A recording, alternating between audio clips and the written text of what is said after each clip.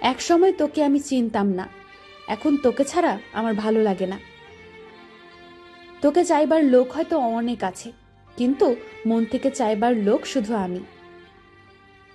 আজ আর কোনো দুঃখ নেই, মেনে নিয়েছি এই কপালে সুখ লেখা নেই। যে ভালোবাসার পেছনে কোনো উদ্দেশ্য বা স্বার্থ থাকে না, সে ভালোবাসাটা দীর্ঘস্থায়ী হয়। কিছু না এই শব্দটির মাঝে লুকিয়ে থাকে না বলা অনেক কিছু। সম্পর্কের গুরুত্ব তখনই বোঝা যায় যখন কাছের মানুষ দূরে চলে যায়।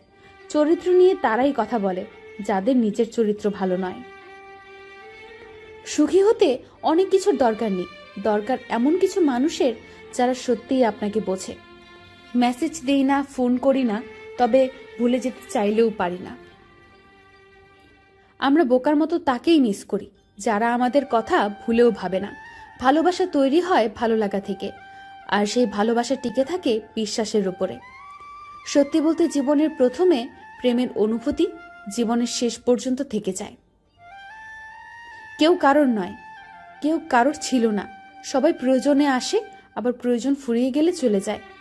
অবশেষে দেখলাম সব সহ্য করা যায়, কিন্তু কিছুই ভোলা যায় না। পৃথিবীতে যদি কিছু থাকে তাহলে সেটা হলো মানুষ চেনা। কার ভেতরে কেমন মানুষ লুকিয়ে আছে তা শুধু সময় বলে দেয়। একটি ছেলে সবসময় অসহায়, কখনো তার পরিবারের কাছে, কখনো স্বপ্নের কাছে, কখনো ইচ্ছের কাছে, আবার কখনো তার ভালোবাসার কাছেও। বুঝতে না পারা থেকেও বুঝতে পারাটা বেশি কষ্টের।